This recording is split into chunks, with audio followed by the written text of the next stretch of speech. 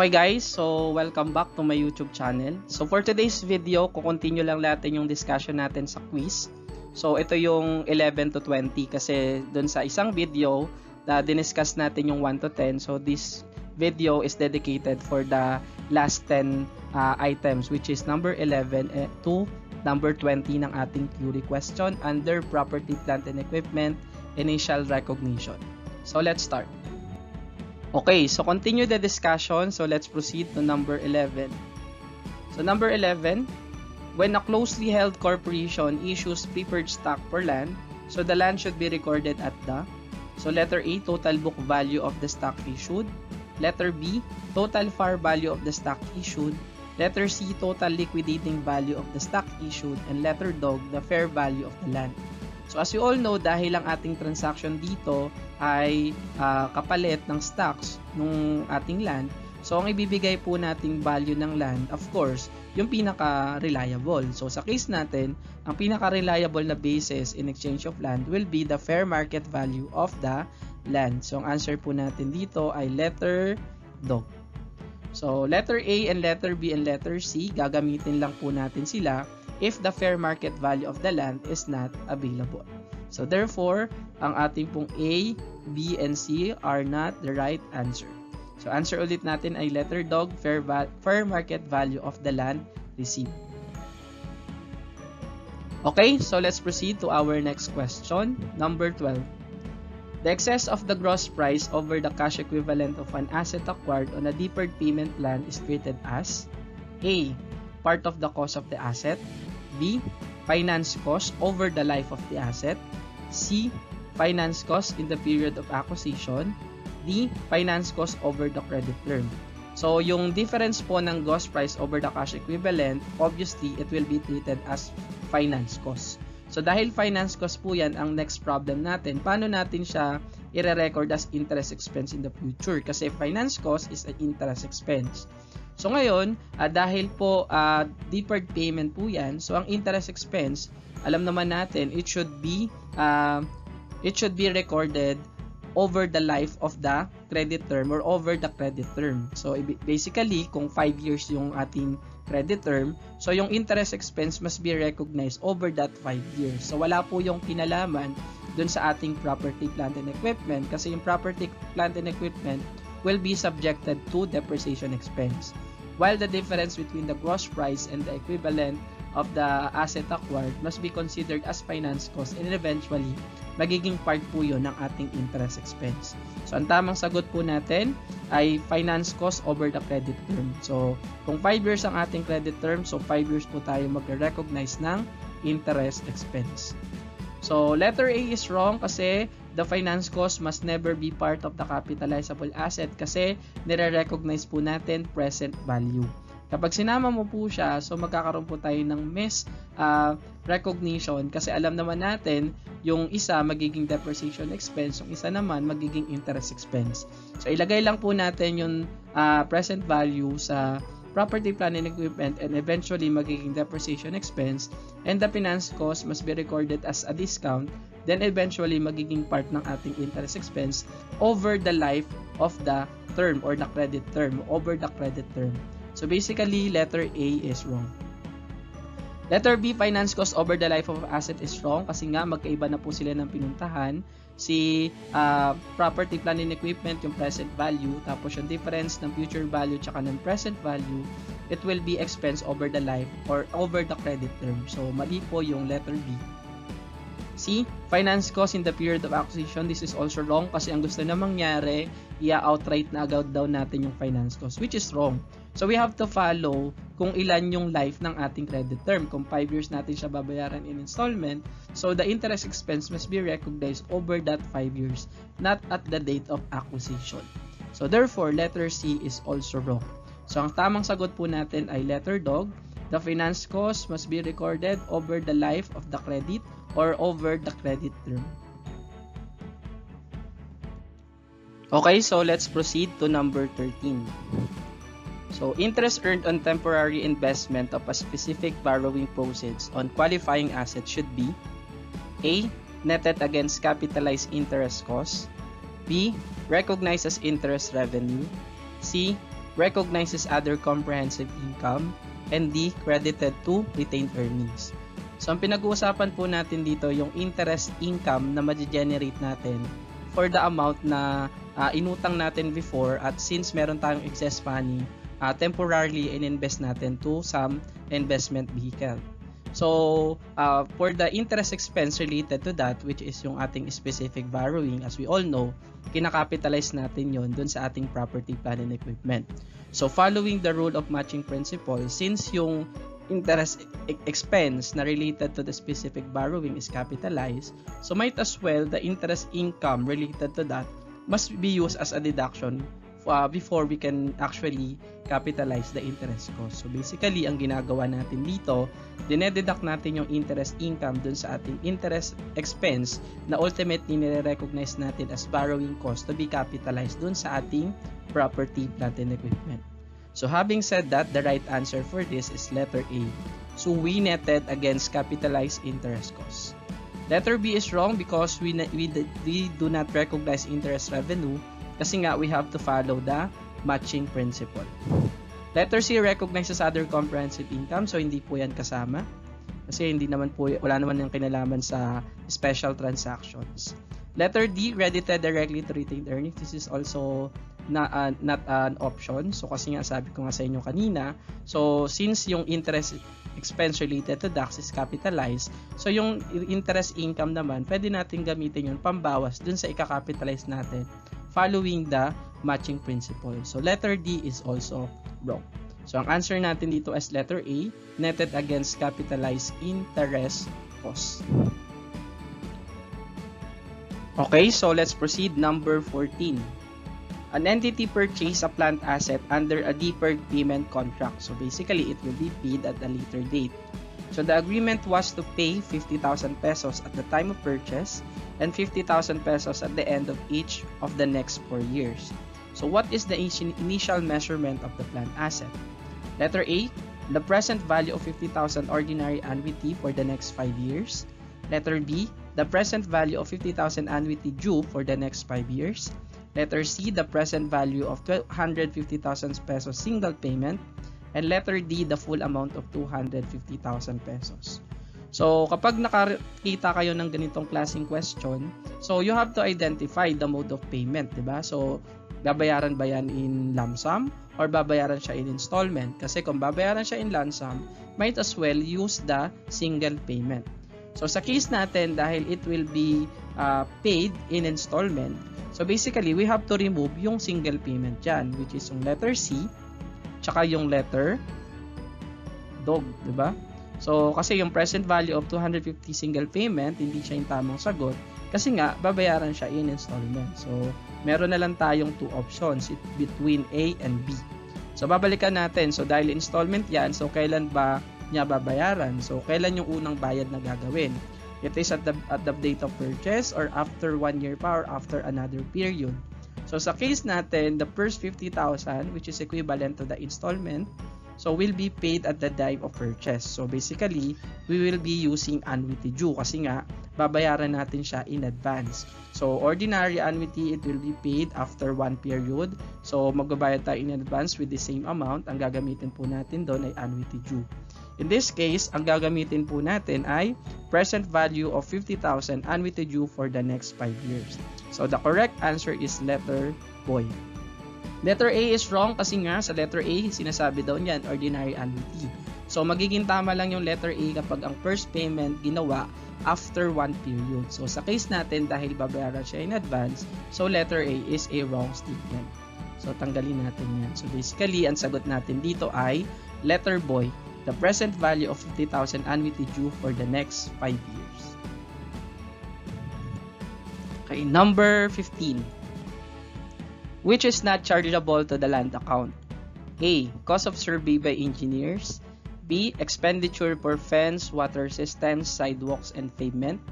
C, broker's commission, fees for registration and title transfer. Letter dog, attorney's fee and other expenditure for establishing clean title.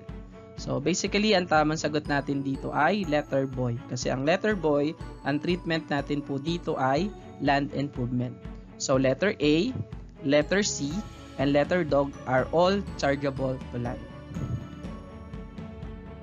Okay, so let's proceed to the next question, number 16. If the qualifying asset is financed by a specific borrowing, the capitalizable borrowing cost is equal to A. Actual borrowing cost incurred up to completion of asset. B. Actual borrowing cost incurred up to completion of asset minus any investment income from the temporary investment of the borrowing. C. Actual borrowing cost incurred. And letter B, 0 or nothing. So in here, the right answer is letter boy. So i-record po natin yung borrowing cost to the extent of the actual cost incurred minus investment income to the extent of the completion of asset. So pag tapos na po yung asset, tapos na din po ang ating borrowing cost. So letter A is wrong kasi kailangan po natin i-deduct if there is a interest income. Pero of course, kung wala naman na tayong na-earn na interest income, so pwede sana yung letter A. Pero dahil lang nahanap natin ay best answer, so mas tama pong sagot is yung letter boy. Letter C is wrong kasi kulang yung statement. So kailangan lang po hanggang ang extension lang po ng borrowing cost natin up to the completion of the asset. So once tapos na yung asset, kahit outstanding pa yung utang, so i-stop na po yung ating capitalization ng interest expense. So yung the next period, outright expense na po yung interest expense kasi tapos na yung ating qualifying asset. So letter dog is wrong kasi lahat po ng ating interest expense na incur for the specific borrowing must be capitalized. Okay, so let's proceed to number 17. The question is, which of the following is not a condition to commence capitalization of borrowing costs? A. Expenditures are being incurred. B. Borrowing costs are being incurred. C. Repayment of borrowing has commenced. D. Activities to produce the asset for its intended use or sale have commenced. So in this problem, the right answer should be letter C. So hindi po factor kung kailan babayaran yung borrowing cost because as long as outstanding yung debt natin at pinoproduce natin yung ating property, plant, and equipment or the property, plant, and equipment is being constructed, so all borrowing or qualifying borrowing costs can be capitalized. So hindi po factor doon yung repayment ng ating utang. So yung letter A, factor yan. So dapat po yung inutang natin, gagamitin po natin yan for the construction of the asset. And B, dapat daw po merong actual borrowing cost. Kaya nga dun kapag may general borrowing, ang ginagawa po natin yung lower ng actual borrowing tsaka yung lower ng average expenditure. Kasi nga, hindi tayo pwede mag-record ng mas mataas doon sa actual borrowing kasi hanggang dun lang yung pwede nating i-recognize. So, mali na po yung letter A, mali na din yung letter boy. So letter dog, activities to produce the asset for its intended use or sale have commenced. So basically, ito yung isa sa mga requirement yan. So dapat po, piniproduce na natin yung asset para makonsider din natin yung interest cost para makapitalize natin siya. Kasi kung hindi ka naman nagpo-produce ng asset, so bakit ka umutang, di ba?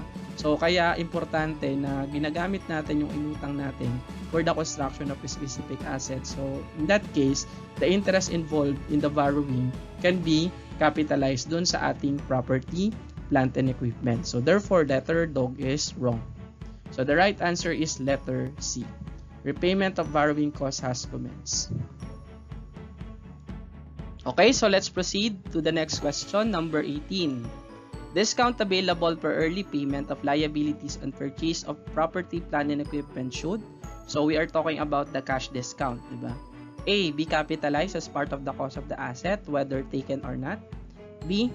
To be reported as contra account to the related liability. C. Not capitalized. D. Be given no recognition until taken or until the discount period has expired. If not taken, the discount should be added to the cost of the property, plant, and equipment.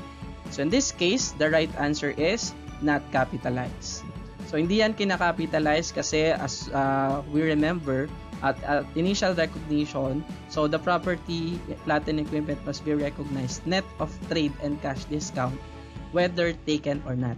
So in case the discount were taken, good. Kasi at least parang hindi na talaga natin siya nire-recognize. However, if the discount were not taken, so naglapse na yung ating discount period, so that's the time that we have to recognize a purchase discount loss, which is considered as finance cost. So parang ang treatment dyan ay interest expense kasi tinulugan natin yung benefit natin na makareceive ng discount sana. So ulitin lang natin, so the discount available for early payment, so whether we take it or not, so never po yan nire-record sa property, plant and equipment. So kapag na-avail natin, good, so ignore lang. Pero kapag hindi natin na-avail, that's the time that we have to recognize a purchase discount loss, which is considered as a finance cost. So ang sagot natin ay letter C. So letter A is wrong kasi sabi nga natin hindi siya capitalized, so mali na agad yan. Letter B, be reported as contra account to the related liability. Wrong kasi antayin po na natin mag-lapse muna, di ba? So, kung mag-lapse, so i-recognize tayo ng purchase discount loss kasi madadagdagan yung ating liability. So, letter B is wrong. Letter dog, be given or recognition until taken or until the discount period has expired. So, tama naman. If not taken, the discount should be added to the cost of the PPE. So, dun siya nagkamali. Kasi yung discount na yon kapag hindi natin nakuha, so it will be recorded as purchase discount loss or considered as expense account, diba? Or an interest expense, or it is a finance cost. So, therefore, letter B is wrong. So, ang tamang sagot natin dyan ay letter C. So, it should not be capitalized whether taken or not. Okay, so let's proceed to the next question. Number 19.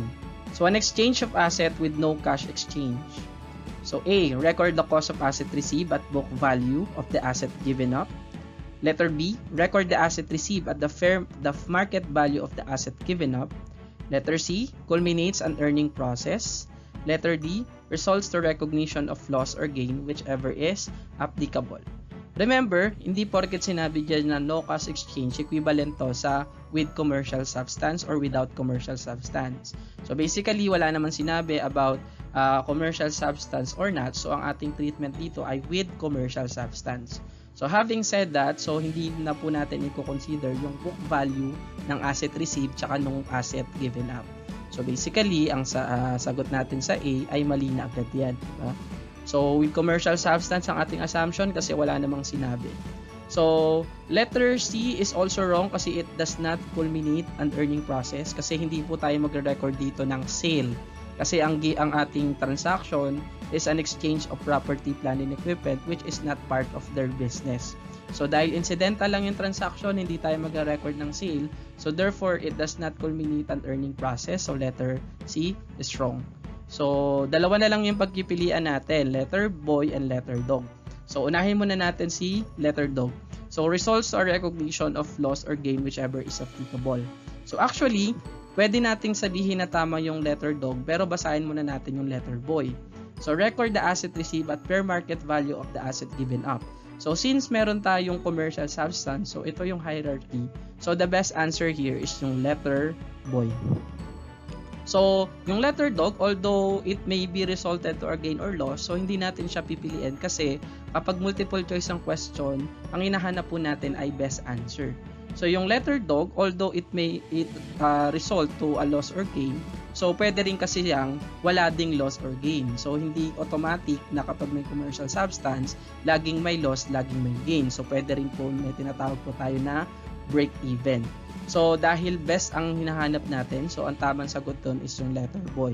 Pero in the case na hindi available yung choice ng letter boy, then pwede mong piliin yung letter dog. But since na existing yung choice na letter boy which is the best answer, kaya pipiliin po natin is yung letter boy which is we were going to receive the new asset at the market value of the asset given up based on the hierarchy that we have discussed.